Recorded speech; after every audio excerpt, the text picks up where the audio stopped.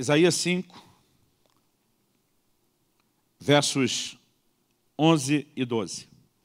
Ai dos que se levantam pela manhã e seguem a bebedice e continuam até a alta noite, até que o vinho os esquenta. Liras e harpas, tamborins e flautas e vinho há nos seus banquetes. Porém não consideram os feitos do Senhor, nem olham para as obras das suas mãos. Nesse texto nós percebemos Deus apresentando essa possibilidade do homem se entreter com algumas coisas que o divertem, que o preenchem, né, talvez emocionalmente falando, mas a ponto de, envolvido com isso, esquecer-se de Deus. O versículo 11 fala de bebedice.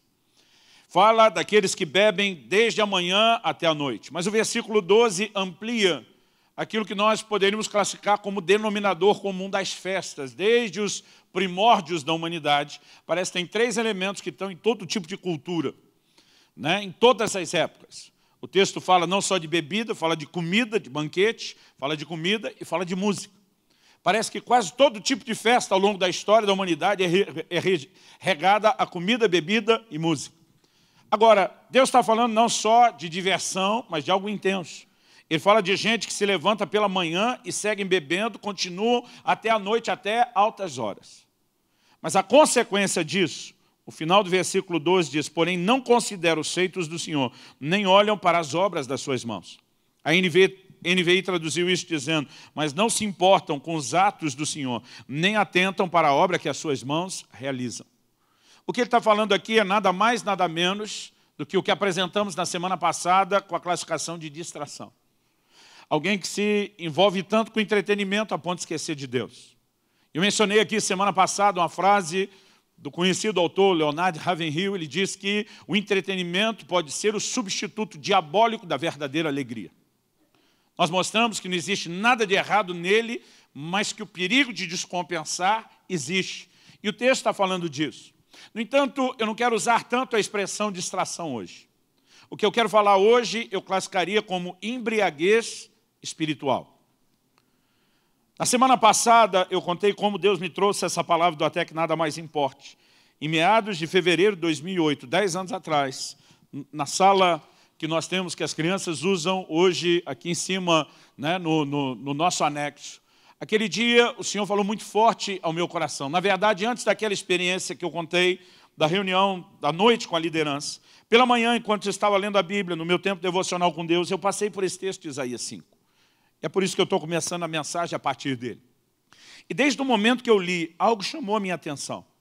Eu brinco que tem hora que alguns textos da Bíblia parece que viram um letreiro de neon, né? Ele destaca, ele ganha corpo. E esses 2 versículos se agarraram no meu espírito de uma forma que durante o dia inteiro aquilo ficou martelando dentro de mim, na minha cabeça. Eu lembrava dele, aquilo voltava toda hora, mas eu não conseguia entender qual mensagem prática poderia haver nesse texto. Porque o tempo todo eu pensava na bebedice literal. Ai dos que se levantam pela manhã, seguem bebendo até a noite, até altas horas. E eu, particularmente, tive o privilégio de nascer e crescer num lar cristão. Bebida não era o tipo de coisa que esteve presente nem na nossa casa, nem na nossa criação. E era quase como se eu dissesse, Deus, acho que o Senhor errou o endereço. A mensagem não é para mim, não. Tenho nada a ver com esse negócio de ficar bebendo. Nem um pouco, quanto mais de manhã até a noite. E durante o dia todo, por não conseguir entender isso, obviamente eu não me abri para que a mensagem de Deus me alcançasse. Mas à noite, enquanto estava ali quebrantado, debaixo da visitação de Deus, e o Senhor falando comigo a respeito das distrações, nessa hora, Ele falou ao meu coração e disse, desde manhã, estou tentando te fazer entender algo a respeito da embriaguez, e você não conseguiu perceber. E naquela hora, os meus olhos se abriram, e eu entendi que Deus não estava falando mera e simplesmente de embriaguez literal.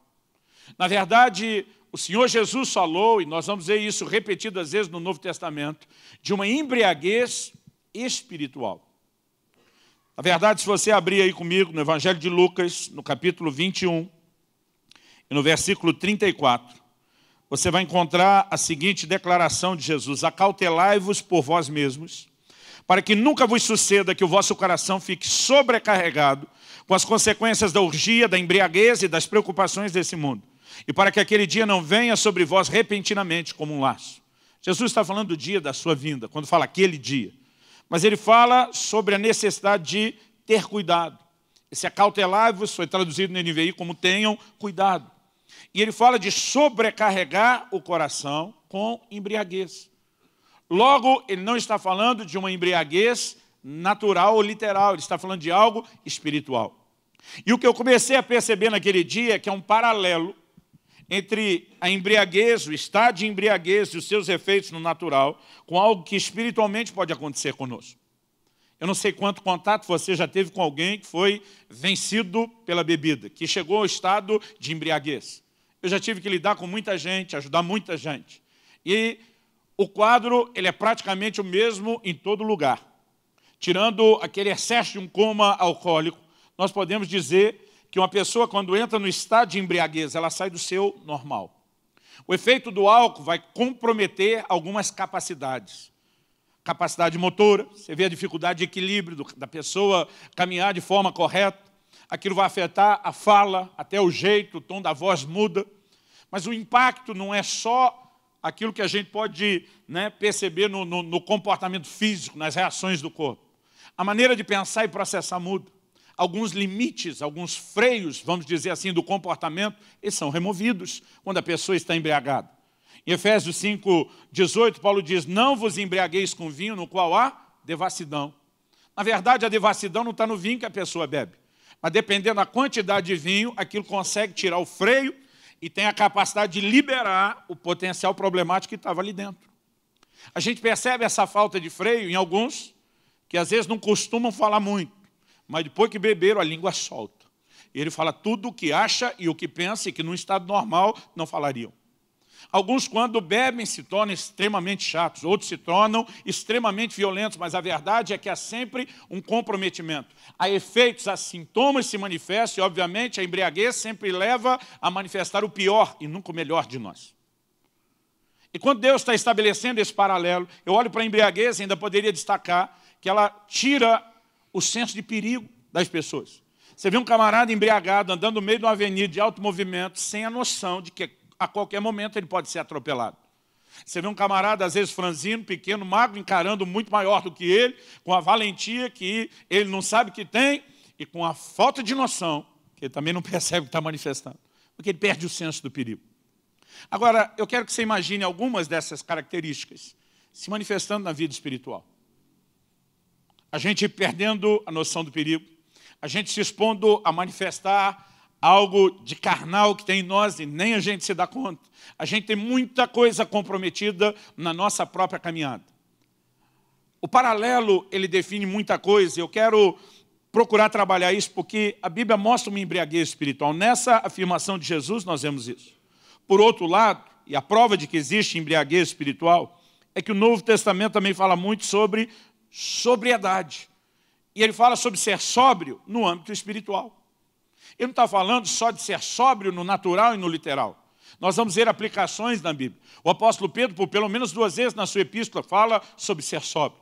O Senhor Jesus falou isso em outros momentos do seu ensino. O apóstolo Paulo fala isso. Aliás, eu gostaria que você abrisse, por favor, em primeira carta de Paulo aos Tessalonicenses, no capítulo 5 e no versículo 4. E que você lesse comigo aí do versículo 4 até o versículo 8. O apóstolo Paulo diz assim, mas vós, irmãos, não estáis em trevas para que esse dia, como ladrão, vos apanhe de surpresa. Esse dia, que vai aparecer em muitas versões aí com D maiúsculo, está, na verdade, falando do dia do retorno e da volta de nosso Senhor Jesus. Assim como em Lucas 21, verso 34, quando Jesus fala para se acautelar da embriaguez que pode envolver o nosso coração, ele também estava falando do dia do seu retorno e da necessidade de sobriedade para essa ocasião. Verso 5. Porquanto todos vós sois filhos da luz e filhos do dia. Nós não somos da noite nem das trevas. Por favor, diga amém. Amém. Versículo 6. Assim, pois, esse assim, pois, é já que nós somos filhos da luz e do dia, não da noite nem das trevas, assim, pois, não durmamos como os demais. Pelo contrário, vigiemos e sejamos sóbrios. Quando ele está falando de não dormir, ele não está baixando a portaria dizendo que é proibido descansar, repousar daqui para frente. Ele está falando de um estado de sonolência ou letargia espiritual. Então vamos continuar com isso em mente. Não durmamos pelos demais, pelo contrário. O que é o contrário de dormir, dessa sonolência espiritual? Vigiemos e sejamos sóbrios. Ser sóbrio é o oposto de estar ébrio ou embriagado. Verso 7. Ora, os que dormem, dormem de noite. E os que se embriagam, é de noite que se embriagam. Nós, porém, que somos do dia, sejamos sóbrios, revestindo-nos da couraça da fé e do amor, e tomando como capacete a esperança da salvação. Aqui ele fala tanto da embriaguez espiritual, como do estado de sobriedade espiritual. Ele diz, os que dormem, dormem de noite. Os que se embriagam de noite. Ele pega o paralelo do natural e aplica ao espiritual. Essa noite no espiritual são as trevas, é a ausência de luz. E ele diz que quem está envolvido na sonolência, quem está envolvido na embriaguez, já está sendo engolido pelas trevas. Eu e você que somos do dia, não poderíamos permitir isso. Ao destacar isso, eu quero te lembrar que, embora, como falamos na semana passada, a distração em si não seja pecado, e nós vamos classificar aqui como sinônimo da distração e embriaguez, ela em si não é pecado, mas ela é um aliado do pecado que vai acabar nos arrastando para lá. Então, a Bíblia nos mostra a necessidade de cuidado, de vigilância. Vigiemos, tenhamos cuidado, porque embriaguez, querido, é algo que pode acontecer no plano espiritual com cada um de nós. Eu me lembro que naquela ocasião, há 10 anos atrás, daquela experiência onde tudo isso que eu estou ministrando começou, o Senhor me fez lembrar de um episódio que tinha acontecido alguns dias antes, de um pastor que chorou profundamente em arrependimento diante do Senhor, dizendo, o Senhor me disse que eu tenho me embriagado com as bênçãos dele, que eu me tornei como Noé. Eu lembrava que a Bíblia falava da embriaguez de Noé, mas eu nunca fiz nenhuma relação dessa embriaguez com bênção. E naquele momento o Senhor falou ao meu coração, eu queria que você tivesse entendido a mesma coisa já uma semana atrás. E depois daquilo eu fui tentar entender o que é que aconteceu com Noé. Em Gênesis 9, nos versículos 20 e 21, a Bíblia resume essa história em poucas palavras. Basicamente, a Bíblia diz, Noé plantou uma vinha e colheu o seu fruto. Por trás disso, a maioria de nós nem para pensar. Plantou e colheu, coisa normal, quem planta, colhe. O que normalmente a gente não para pensar é o pano de fundo cultural do comportamento dos povos antigos que você precisamos entender, e quando foi escrito naquela época, pressupunha-se que todo mundo que estava lendo entendia. O momento da colheita, e a gente não pratica nem o plantio, nem a colheita, não mais em larga escala, todo mundo, mas o momento da colheita sempre era um momento de festa. Por exemplo, uma das 3 festas anuais que Deus instituiu para o povo e a nação de Israel era a festa das primícias, a festa de Pentecostes. Na verdade, a festa de Pentecostes era a festa das primícias ou do princípio da colheita. Toda vez se colhia, se celebrava diante de Deus com gratidão a bênção do Senhor. Se reconhecia a bênção e o favor de Deus. Agora, os outros povos que não conheciam a Deus, os chamados povos pagãos, celebravam aos seus ídolos, aos seus falsos deuses, o que eles acreditavam ser a bênção, o favor de uma boa colheita. Não existia entre os povos antigos uma colheita sem festa, sem gratidão a algum tipo de divindade. Quando a Bíblia está dizendo que Noé plantou uma vinha e colheu o seu fruto, pressupõe-se uma celebração. O problema é que ele exagerou na celebração. Ele pega o fruto da própria bênção de Deus, que é uma colheita abundante da vinha, ele dessas uvas faz o seu vinho, e ele abusa do vinho, e ali ele se embriaga. E nós podemos, então, por inferência, entender um paralelo espiritual de que é possível embriagar-se com a bênção do próprio Deus. E eu quero te mostrar isso na Bíblia com mais clareza, porque esse texto eu quero usá-lo mais para efeito de ilustração do que para estabelecer a doutrina. Naquele dia, quando eu comecei a perceber pela primeira vez essa embriaguez espiritual e que ela poderia acontecer com a bênção, porque no natural a gente pensa a embriaguez é problemática, não só para quem se embriaga, para a família, para quem está próximo, para todo mundo. E a gente pensa, bom, se essa encrenca, a gente tem que eliminar a causa, que é o álcool. Mas no plano espiritual, a causa não é necessariamente algo ruim. Talvez a forma como lidamos com aquilo, que provavelmente seja algo bom, a forma como lidamos é que seja ruim, mas não a coisa em si. Naquele dia o Senhor me fez lembrar de uma história. Na verdade, naquele dia ele me deu 2 ilustrações, foram perfeitas para entender o que ele estava falando. Uma eu citei semana passada, quando falei da história do supermercado e da irmã que disse para o marido que eu queria não é que você fosse no supermercado, é que você quisesse ir. E Deus usou esse paralelo. Quando ele me disse o que eu queria não é que vocês me buscassem, é que vocês quisessem me buscar. Mas a outra história que ele deu também foi muito fácil para mim entender. Até porque 10 anos atrás ela estava muito fresca. Ela deve ter acontecido entre 11 a 12 anos atrás, eu chutaria que foi há 12 anos atrás, com certeza não mais do que 13, porque eu estou morando em Curitiba há 13 anos. Eu lembro que isso aconteceu na primeira casa em que eu morei aqui. Eu cheguei, Israel devia ter mais ou menos ali seus 8, 9 anos de idade, cheguei em casa um dia com um presente que ele amou. Na verdade, a maior cena de festa, de celebração que eu já vi Israel fazer foi nesse dia. Na época em que PlayStation 2 era ainda novidade. E quando eu trouxe, irmão, aquele menino surtou. Não é que ele ficou feliz, ele surtou. Ele corria, ele gritava, ele jogava no chão, ele rolava, ele me abraçava, me beijava. E pensa na alegria do menino que dizia, pai, obrigado, pai. Pai, você é o melhor pai do mundo. E vendo a empolgação dele, eu me senti o cara. Me senti o pai. Pensa num pai que ficou feliz de ver a alegria do filho, fui eu. A minha alegria durou pouco tempo. Porque eu comecei a ficar com raiva daquele bendito videogame, para não falar do videogame, o que eu realmente pensei. Por quê? Aquele presente, aquela expressão do meu amor, do meu interesse, do meu cuidado pelo melhor do meu filho, passou a concorrer com o meu lugar. Aquele videogame começou a roubar meu filho de mim. Começou a roubar o nosso tempo junto. E às vezes, para poder salvar um pouco disso, eu tinha que ir jogar o videogame com ele.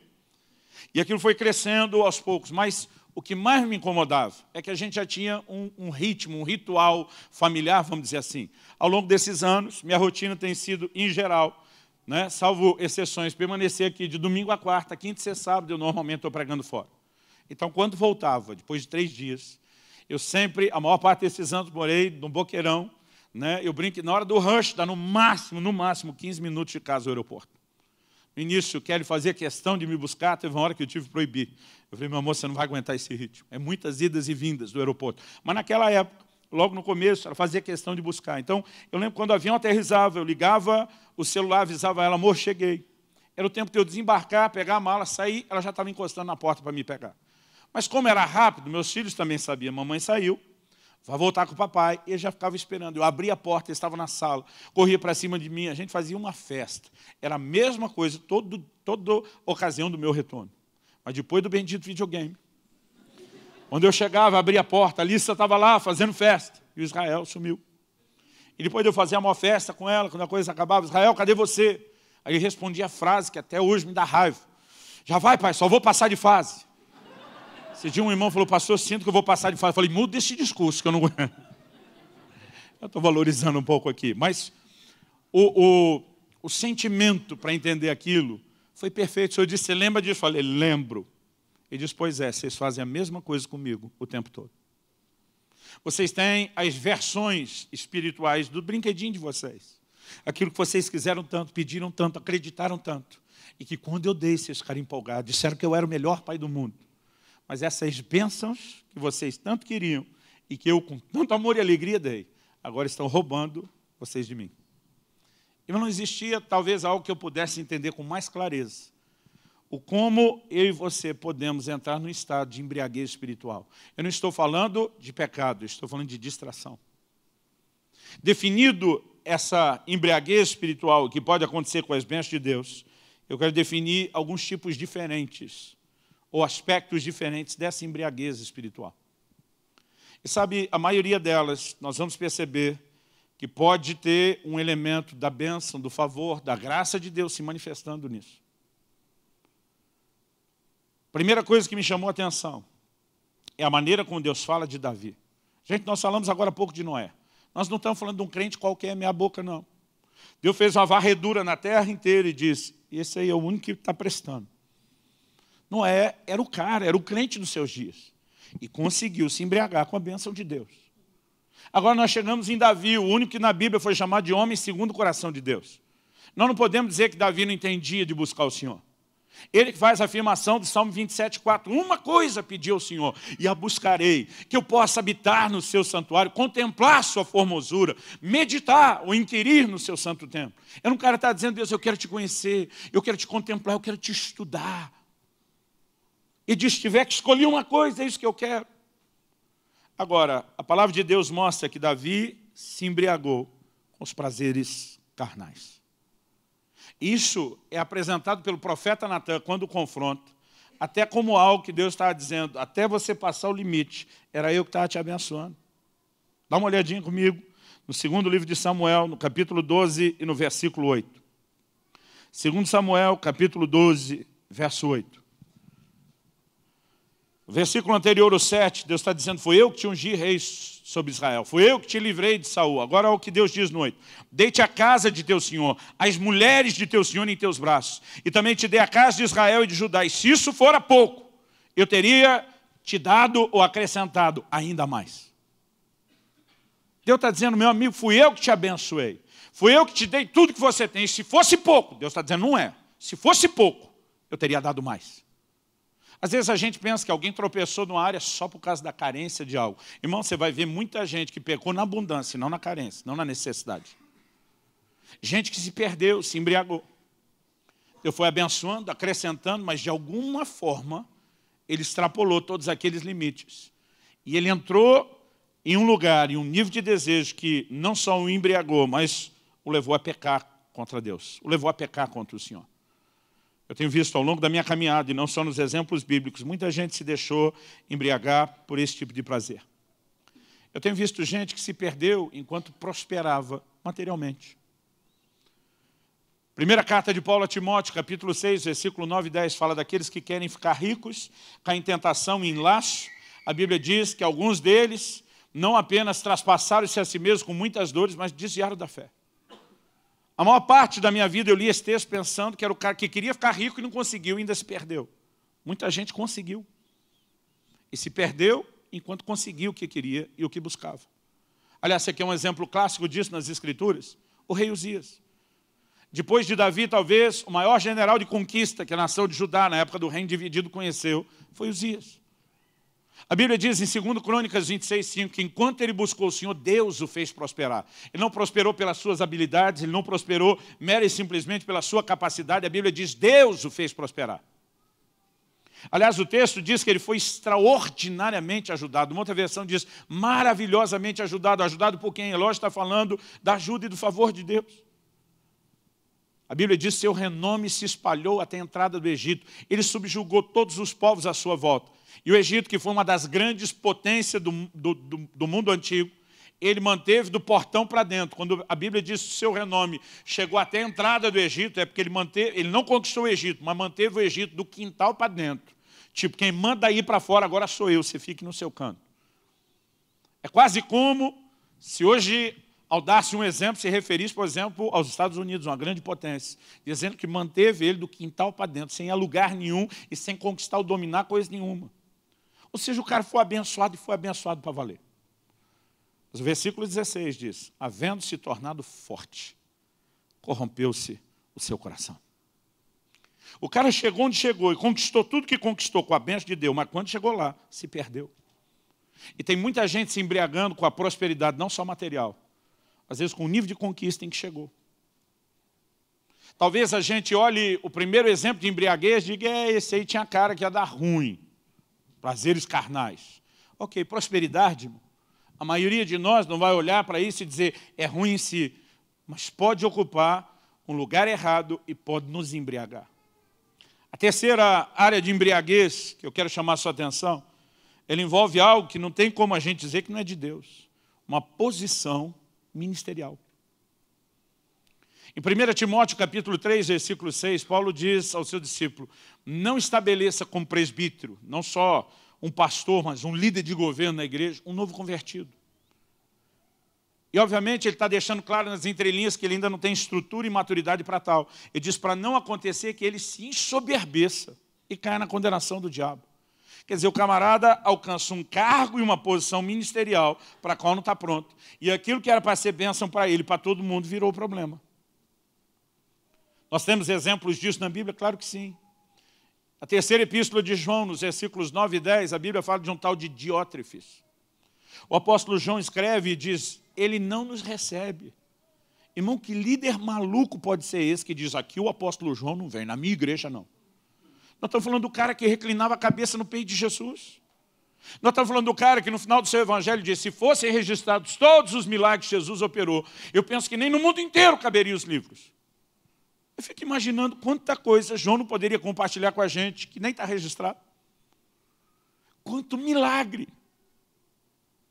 Eu ficaria ouvindo João, almoçaria, passaria o dia ouvindo João, jantaria de novo ouvindo João, viraria a noite adentro ouvindo João. Além de poder ouvir de toda a bagagem, a experiência dele, irmão, no mínimo, nem que fosse numa perspectiva carnal, eu ia querer me atualizar de um monte de coisa, nem que fosse para saber os podres de Pedro. Agora, quem que diz João não vem aqui? Irmão, vamos colocar o contexto se fosse hoje. Você imagina o que é ter um seminário de escatologia na igreja com João, falando das visões que ele teve na ilha de Patmos, as revelações do Apocalipse. Agora, que maluco do Diótrefes é esse que diz aqui, João não prega. E não só isso. João diz, ele não nos recebe. E se alguém da igreja hospedar um dos nossos, tipo os discípulos dele, hospedar os meus discípulos, não é nem no culto, ele expulsa da igreja. João diz, porque ele quer ter a proeminência. Só ele pode brilhar, só ele pode estar debaixo dos holofotes. Se embriagou. Isso pode acontecer em muitos níveis. Tem esse nível mais doentio, onde o cara está dominando com mão de ferro. Tem aqueles mais simples que as pessoas não percebem que já estão sendo picados por um bicho. Um dia desse preguei num conselho de pastores, numa outra cidade, num outro estado. Distribuí livro daquele meu da família de graça para todo mundo, de presente para todo mundo. No final, muitos pediram, pastor, pode fazer uma dedicatória? Eu falei, faço com alegria. Gosto que me façam, vamos fazer aos outros o que queremos que nos façam. E entre as pessoas que estavam atendendo, um deles chegou e eu perguntei, qual é o seu nome para escrever no livro? Ele, pastor fulano de tal. Eu, com aquele meu lado gaiato, nem pensei. A hora que eu vi, já estava falando. Falei, mas pastor não está no seu RG não, né? Ele não teve nenhuma reação como a sua. De rir, mas eu não percebi também o quanto ele desgostou daquilo. E eu gosto de deixar a coisa bem pessoal. Eu normalmente não boto título nenhum. Normalmente, salvo exceções. Não chamo um médico de doutor, não chamo professor de professor e não chamo pastor de pastor. Eu vou lá e coloco o nome. E quando eu fiz a dedicatória do nome dele, assinei o meu, ele pegou o livro, olhou para mim e falou, você está me desrespeitando. Eu falei, por quê? O senhor não colocou pastor aí. Eu falei, mas veja o lado bom, desrespeitei nós dois, porque também não coloquei no meu.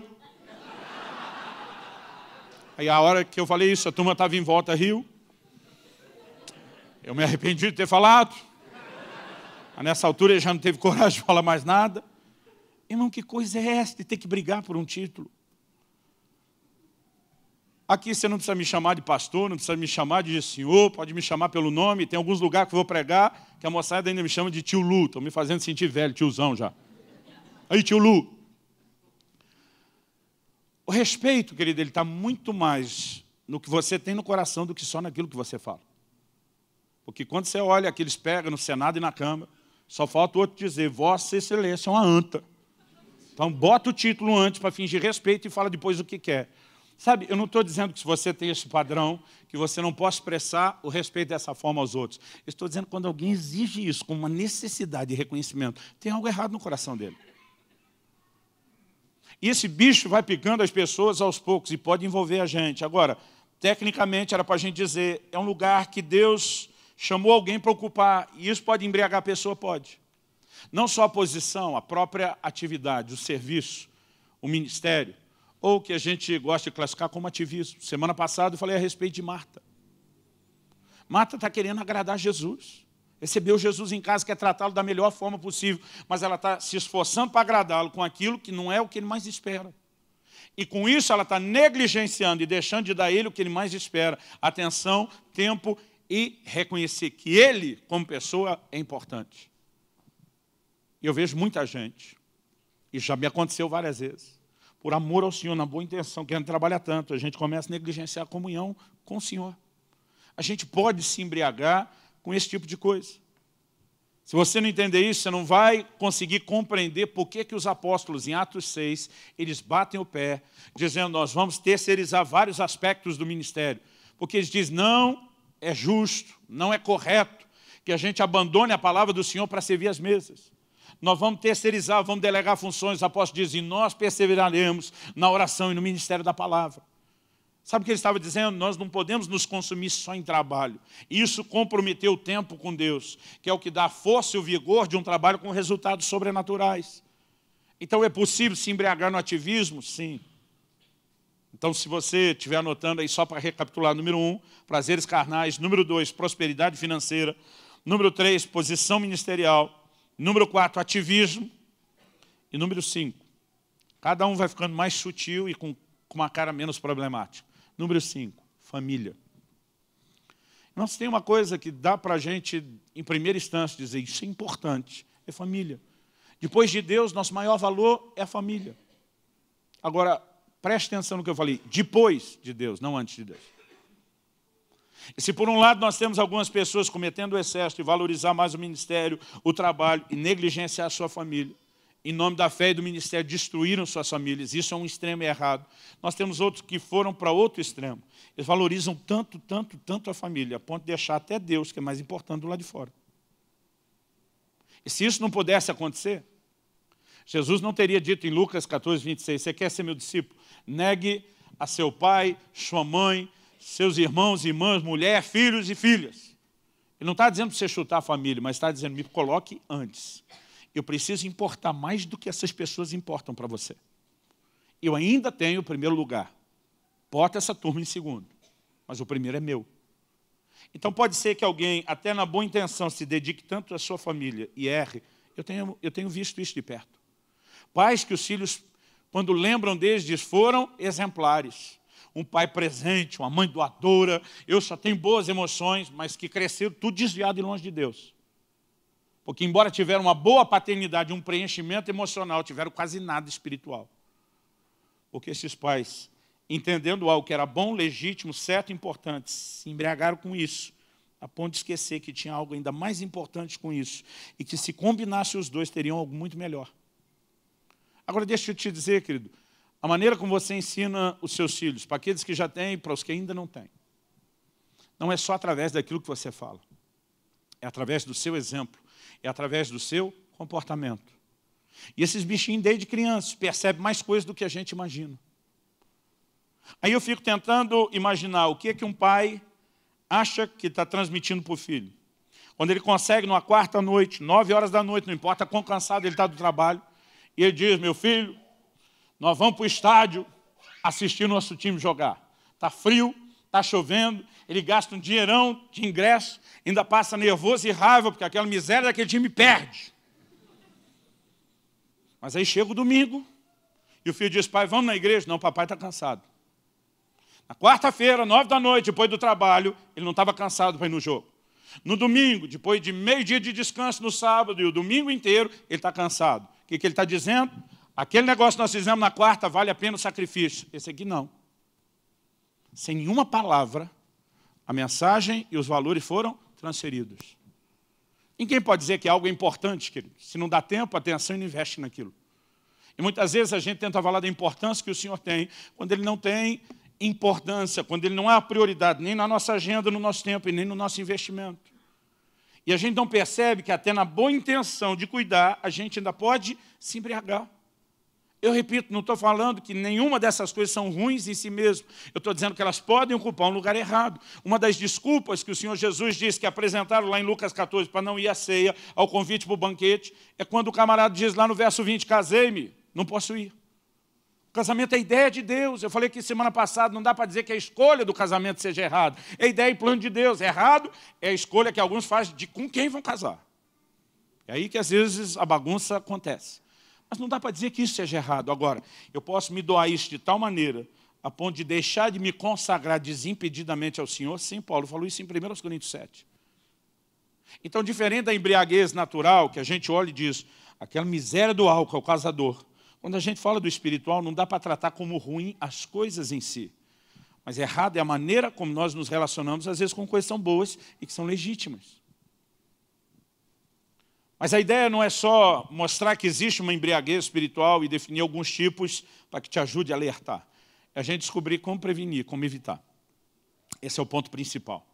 Mas antes de falar como prevenir, eu acho interessante quando a gente vai estabelecendo esses paralelos, porque, irmão, raríssimas exceções, salvo raríssimas exceções, normalmente aquele cara que já está embriagado ou que quer se embriagar, ele nunca quer fazer isso sozinho. Se você prestar atenção, e já tentei tirar muito bêbado da rua e de bares, a maioria deles não quer só beber sozinho, ele quer alguém bebendo junto. Vamos beber comigo, que hoje eu estou pagando. Às vezes ele não está pagando, eles vão beber e hoje quem paga é você. Irmão, isso eu não treinei fazendo, foi só assistindo, tá bom? Agora, sabe o que eu percebo? Que no plano espiritual não é muito diferente. normalmente quem está se embriagando, ele não se limita só a ele. Ele acaba querendo envolver os outros. Se você prestar atenção no que Jesus falou de Marta e Maria, Marta, além de estar embriagada, distraída, ela quer arrancar Maria de lá. Ela quer embriagar a Maria do mesmo jeito que ela, no mesmo trabalho que ela, no mesmo ativismo que ela. Porque consciente ou inconsciente, parece que a gente deve processar algo mais ou menos assim. Se eu tratar aquele que está fazendo como, o que é certo como normal, então o errado ou anormal sou eu. Então é melhor tratar aquele que está fazendo certo como se ele tivesse errado e eu achar que o certo sou eu. Então certo sou eu que estou trabalhando, que dou um ativismo, e não ela. E de alguma forma parece que isso alivia a barra. Aí de vez em quando você vê um crente reclamando do outro, diz, aquele é muito fanático. O que ele está querendo dizer? O outro ora demais, não é ele que ora de menos.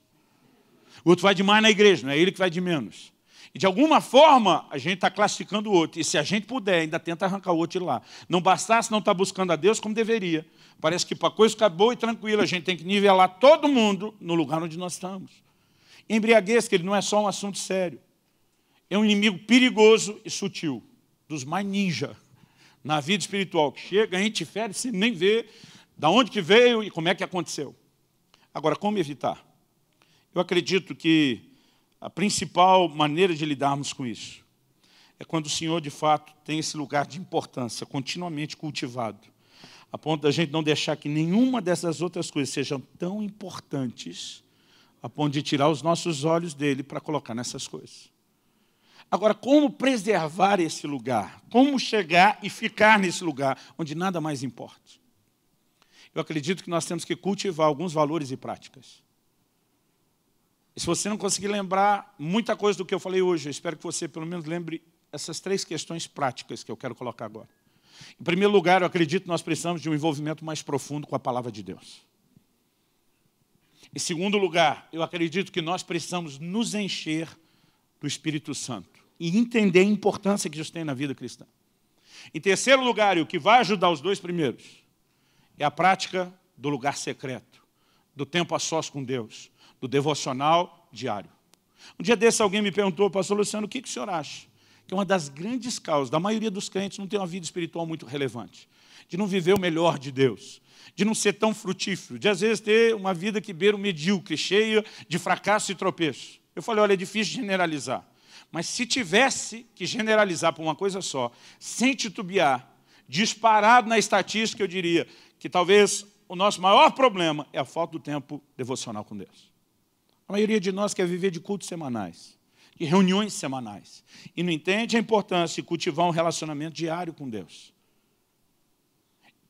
E você não pode, querido, ter nenhum tipo de relacionamento profundo com alguém que você vê só de vez em quando, com quem você não gasta tempo.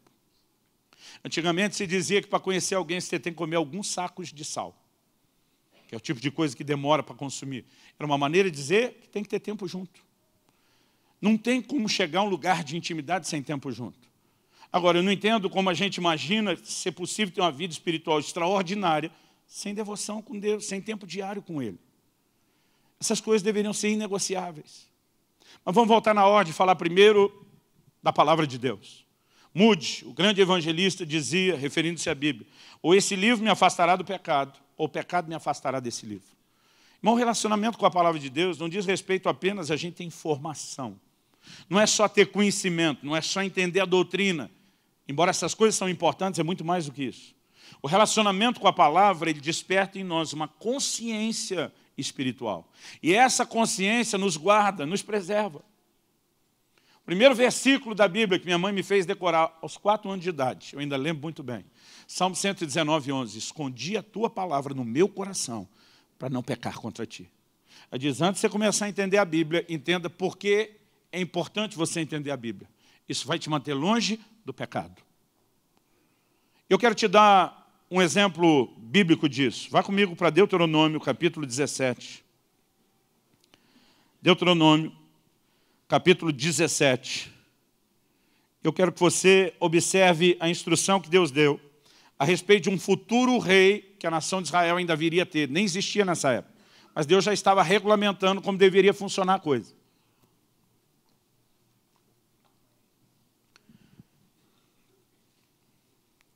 Ele diz, porém, verso 16 e 17, Porém, este não multiplicará para si cavalos, nem fará voltar o povo ao Egito para multiplicar cavalos, pois o Senhor vos disse, nunca mais voltareis por esse caminho. Tampouco para si multiplicará mulheres, para que o seu coração se não desvie, nem multiplicará muito para si prata ou ouro. 3 advertências, ou advertência em 3 áreas específicas. Eu particularmente acredito que isso aqui não é aleatório. Até porque essas 3 áreas, e eu quero classificá-las como 3 áreas de perigo, onde há necessidade de vigilância. Ele está falando do ego, ele está falando de prazeres carnais, a sedução que isso pode ser, e do envolvimento com as coisas materiais. Ego, não multiplicará para si cavalos. No contexto de hoje, irmão, a gente pensa no cavalo muito mais como algo ruim do que como algo bom. A gente imagina algo muito distante do que era a realidade naqueles dias. Falando de um rei, de um líder de uma nação, quanto mais cavalos ele tivesse, significava que ele tinha um status, um poderio militar e um reconhecimento diferenciado. É por isso que você vai ler tanto nos Salmos como no livro de Provérbios. Uns confiam em carros, outros em cavalos. Nós fazemos menção do nome do Senhor. Está dizendo, a gente não se orgulha nessa força, nesse poderio militar que é tão importante para um rei natural. A gente coloca nossa confiança em Deus. E Deus está falando de um rei que, ao multiplicar aquilo, colocaria a sua confiança naquilo, celebraria aquele nível de reconhecimento que aquilo geraria, mas afastaria o seu coração de depender do Senhor. Deus diz, não vai multiplicar para si mulheres. Basicamente, ele está dizendo, leve a visão dos prazeres carnais na rédea curta. Não multiplique para si muita prata ou ouro. Saiba ter contentamento e não se deixe seduzir pela avareza, pela ambição e pela cobiça. Por que eu disse que isso não é aleatório? Porque quando chegamos no Novo Testamento, e vemos tanto em Mateus 4 como Lucas 4, a tentação de Jesus no deserto, o diabo explora as mesmas 3 áreas. Ego. Se você é o Filho de Deus, lança-te do pináculo do templo, pois está escrito que aos seus anjos dará ordem para que te segurem. Irmão, existia uma forma de estrear no ministério, ser revelado à nação de Israel como Messias, com mais pompa e estardalhaço, do que pular do pináculo do templo, descer segurado pelos anjos e dizer, cheguei. Porque a gente não está vivendo aquele contexto do reconhecimento, do desprezo que ele sabia que passaria, às vezes passa desapercebido. O diabo tentou na área dos prazeres carnais, o apelo não foi para a questão sexual, mas para Jesus, depois de 40 dias sem comer, transforma essas pedras em pães. Ele apelou para a área de posse e conquista, daquilo que é natural e material, sim. Dar-te-ei os reinos e as glórias desse mundo todo, se você se prostrar e me adorar. Então, embora as pessoas não caiam, não tropecem só nessas 3 áreas, não dá para negar que elas talvez possam ser classificadas como as áreas de maior vulnerabilidade. E Deus está dizendo para o rei o que ele não deve fazer, brincar nessas 3 áreas. Mas Deus não fala só do que não fazer de errado. Eu falo do que ele tem que fazer de certo. Além de não fazer o que é errado, o que ele tem que fazer de certo, para evitar aquele caminho. Olha o versículo 18 e 19 de Deuteronômio 17. O Senhor diz, quando se assentar no trono do seu reino, escreverá para si uma cópia dessa lei no livro, do que está diante dos levitas e sacerdotes. Naquela época as pessoas não tinham cópia da Bíblia. Era só os sacerdotes que tinham. Eles liam nas reuniões públicas e o povo vinha para ouvir a leitura pública das Escrituras e aprender com elas. Não tinham cópias. Essa facilidade que depois da impressão e agora do arquivo eletrônico nós temos, de todo mundo ter só a cópia da Bíblia, nunca foi a realidade da maior parte da história da igreja. E mesmo em tempos atuais, ainda existe gente que não tem essa facilidade. Eu não sei se você já leu o livro O Homem do Céu, do irmão Yun, chinês. Hoje ele vive na Europa, já esteve conosco aqui em Curitiba. Ele conta que quando teve acesso à sua primeira Bíblia, porque a igreja perseguida lá é vedada dessas coisas, ele no primeiro mês, ele decorou o livro de Mateus inteiro, os 28 capítulos, cada um dos versículos. Porque como não podia andar com a Bíblia, pelo menos quando encontrasse as pessoas, ele poderia transmitir. Nós temos uma facilidade, algo de tanto valor, e a gente não consegue nem mensurar ou valorizar isso. Deus está dizendo para esse rei, por que você tem que ter uma cópia? Verso 19. O terá consigo e nele lerá todos os dias da sua vida. Diga comigo, todos os dias da sua vida. Irmão, se a gente se dedicasse um pouquinho mais. Eu conheço um monte de crente com anos e anos e anos de vida que eles nunca leram a Bíblia toda. Não, se de segunda a sexta, dia de aula ou de trabalho, pensa assim, você lê 3 capítulos por dia, 3, que dá para parcelar um de manhã, um no almoço e outro à noite. E sábado e domingo, você lê 4, aumenta só 1. Todo ano você lê a Bíblia inteira, todo ano após ano. Todo dia alguém falou, pastor, o que o senhor acha de ler a Bíblia um ano? Eu falei, eu acho que é o mínimo do mínimo do mínimo. Porque pior do que isso, irmão, está muito ruim. Mas se a gente aprendesse a gastar tempo com a palavra todos os dias, isso iria proteger o nosso coração e manter acesa a nossa consciência de quem Ele é. A segunda coisa é encher-se do Espírito. Em Efésios 5,18, Paulo diz, não se embriaguem com vinho, mas encham-se do Espírito Santo. No dia de Pentecostes, quando foram cheios do Espírito, alguns olhavam e diziam, eles estão embriagados. E quando você percebe essa associação de enchimento do Espírito Santo com outro tipo de embriaguez, dá para entender o que Paulo está dizendo mais ou menos assim, não se embriague com o vinho natural, nem essa embriaguez espiritual ruim, mas se encha do Espírito Santo, se embriague dele, porque essa boa embriaguez vai te impedir da ruim. Agora vamos falar a respeito do que é ser cheio do Espírito, porque a maioria de nós não entende. Quando a gente pensa em enchimento, a gente imagina mais ou menos um vasilhame, o Espírito Santo como se fosse líquido enchendo a gente. Então, uma garrafa, uma jarra, o que você imaginar. Você imagina que tem gente aqui, ele está com pouco Espírito Santo, o outro está pela metade, o outro está 3/4. Mas não é esse o conceito bíblico. Porque João 3,34 diz que Deus não dá o Espírito por medida. O Espírito Santo é uma pessoa, não é uma coisa, ele não é divisível. Não tem como Deus te dar pouco Espírito Santo e dar muito Espírito Santo para o outro. Quando a Bíblia fala do cheio, não é quanto do Espírito Santo você tem. Cheio significa totalmente preenchido. Na verdade, é quanto o Espírito Santo tem de você. É quanta rendição, é quanta entrega. E isso se cultiva num relacionamento diário. Nós precisamos de um enchimento diário. Quando Paulo diz em Efésios 5,18, enchei-vos do Espírito, há uma conjugação que a gente não tem um equivalente no português como eles têm no grego, que é chamado pelos estudiosos de tempo contínuo. O máximo que a gente tem no português é o gerúndio. O gerúndio indica uma ação no momento. Se alguém falar, Luciano está pregando, eu estou fazendo isso naquele momento, não quer dizer que eu vou continuar fazendo isso sem parar. Mas ele indica a ação do momento. O tempo contínuo é quase como se a gente, na hora de traduzir, falasse o seguinte, fulano está comendo, vai continuar comendo sem nunca parar de comer. Fulano está andando, ou como diria o paulista, andando, comendo, pulando, sem nunca parar de andar, comer ou pular. E quando ele diz enchei-vos do Espírito, ele está falando de um enchimento contínuo, ininterrupto. Nós precisamos nos encher continuamente. Cada dia nós temos que nos render. Cada dia nós temos que nos deixar ser totalmente preenchido. E sem cultivar comunhão e entrega ao Espírito Santo, a probabilidade da embriaguez, que termina lá na frente com queda e pecado, é grande. Agora, essas duas coisas igualmente importantes, o Espírito e a palavra. Jesus disse, errais, não conhecendo nem as Escrituras, palavra, e nem o poder de Deus, a ação do Espírito. São os erros que nós mais cometemos. Essas duas coisas podem ser cultivadas onde? Naquilo que Jesus chamou do lugar secreto. Entra no teu quarto, fecha a tua porta e fala com teu pai em secreto. Nós não podemos viver só de culto público. Nós precisamos de tempo com Deus todos os dias. Mesmo que você não tenha horas de oração, se você tiver aquele pequeno tempo de qualidade, ao longo do dia, manter seu coração sintonizado, porque a Bíblia diz orar sem cessar. A Bíblia não diz para orar só no quarto, tem aquele tempo de qualidade.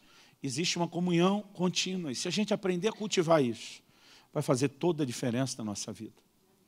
Quando a Bíblia diz acautelai-vos, é porque você precisa tomar cuidado, porque se não tomar, a embriaguez é certa. E quando a embriaguez chega, o prejuízo vai se instalando aos poucos. Eu quero que você se coloque em pé, por favor. Eu aprendi quando criança, ouvi isso do meu pai, não sei de quem ele ouviu, com quem que ele aprendeu. Mas ele sempre usava essa alegoria. Ele dizia que se você pegar uma rã e jogar num caldeirão de água fervente, de água quente, do jeito que ela bate lá, ela salta e dispara fora. Porque ela sente aquela mudança intensa de temperatura, ela percebe o perigo e ela vaza depressa. Mas ele dizia que quando existe uma mudança lenta, bem gradual, de temperatura, é possível você colocar a rã na panela com água fria, ligar aquele fogo baixo, que antigamente a gente chamava de banho-maria, e aquilo vai mudando gradualmente a temperatura. Essa mudança lenta, a rã não percebe. Então você nem precisa tampar o caldeirão. Pode deixar aberto com espaço para ela fugir, mas ela não vai fugir, ela vai morrer cozida. Porque aquela mudança gradual, ela não percebe. Eu acredito que muitas vezes, eu e você já passamos aquele ponto que o diabo vai jogar a gente na água quente do pecado e a gente vai aceitar. Mas o problema é que às vezes ele vai cozinhando em banho-maria. Um pouco de distração aqui, um pouco de embriaguez ali, e a gente simplesmente vai relaxando. Isso acaba nos enredando. Eu vou repetir algo que eu tenho falado aqui bastante, especial nesses assuntos que nós estamos ministrando. Eu não vim aqui te apontar o dedo. Eu não vim aqui jogar pedra em você. Alguns eles têm muita dificuldade de lidar com o confronto. Seja o tipo de criação, seja o tipo de temperamento. Alguns, quando são confrontados no erro, eles se fecham. Eles se colocam debaixo de culpa, de condenação. Eles têm aquele comportamento quase extremo, tá? Eu não presto para nada, mesmo não adianta nada, quer saber, estou fora. Não é isso que Deus espera de nós. Quando no livro do Apocalipse o Senhor Jesus diz, eu tenho, porém, contra ti que abandonar seu primeiro amor, ele está confrontando? Tá. Mas o que ele diz? Lembra de onde caíste? Ele diz, arrependa-se. Ele diz, e volta à prática das primeiras obras. Ele está dizendo, eu não estou confrontando você para dizer que é um caso perdido. Eu quero que você saiba que eu quero você de volta. Eu quero que você saiba que isso tem conserto. Eu quero que você saiba que você pode se arrepender e eu quero que você volte. Porque o propósito é a cura, é a restauração. Então, a minha oração é que você possa receber isso da forma correta. Eu não vim aqui pisar em você. Eu estou compartilhando as correções de Deus na minha vida, na esperança de que a carapuça lhe sirva, de que isso também te ajude. É algo que eu e você precisamos entender. Que é a única razão que leva Deus a lutar com tanta insistência por esse nível de relacionamento mais profundo. Lutar para ter cada um de nós desse lugar. É pelo tanto que Ele nos ama. Irmão, há uma coisa que me fascina e minha cabeça nunca vai entender. É esse amor que a Bíblia classifica como acima do entendimento. Não dá para entender o amor de Deus. Mas quando nós o sentimos, uma percepção de revelação que seja mínima, a gente vai chegar àquela conclusão de Paulo em 2 Coríntios 5,14, o amor de Cristo nos constrange. Como eu posso falhar tanto com Ele? E Ele continua lutando para extrair o melhor de mim. Que Deus é esse que desde que criou o homem, lá no jardim colocou o primeiro casal, não respeitou nem a lua de mel do casal, estava todo dia querendo ter comunhão. Que Deus é esse que em vez de apenas satisfazer com um comportamento religioso, e diz a intimidade do Senhor, é para aqueles que o temem, aos quais Ele dará a conhecer a sua aliança. E nós precisamos entender que a única razão para Ele exigir um pouquinho mais de mim e de você, é porque Ele não apenas quer ter mais de nós, Ele quer que através de conseguir mais de nós, nós também possamos ter mais dEle. Eu gostaria que você falasse com Deus por alguns instantes e deixasse Deus falar o seu coração. Coloque a sua vida diante dEle. Talvez você precisa reconhecer que você não chegou nesse lugar onde nada mais importa, ou que talvez você o tenha perdido. E que isso precisa ser resgatado, isso precisa ser restaurado. E esse é um excelente momento para que você comece a não só lembrar o que você já teve, mas a se arrepender. A decidir pegar o caminho de volta. Talvez seja uma hora de perceber a voz de Deus trazendo advertências para áreas onde talvez você já esteja se embriagando. Onde você esteja cedendo terreno aos poucos, ainda que talvez não tenha sucumbido ao pecado. As distrações, a embriaguez podem estar te envolvendo, te seduzindo. Lentamente tirando os seus olhos dele, ou roubando a importância que ele tem. Quando outras coisas parecem se tornar quase tão importantes quanto o Senhor Jesus. Isso deveria ser um sinal de alerta na minha e na sua vida. Espírito Santo, vem sobre nós.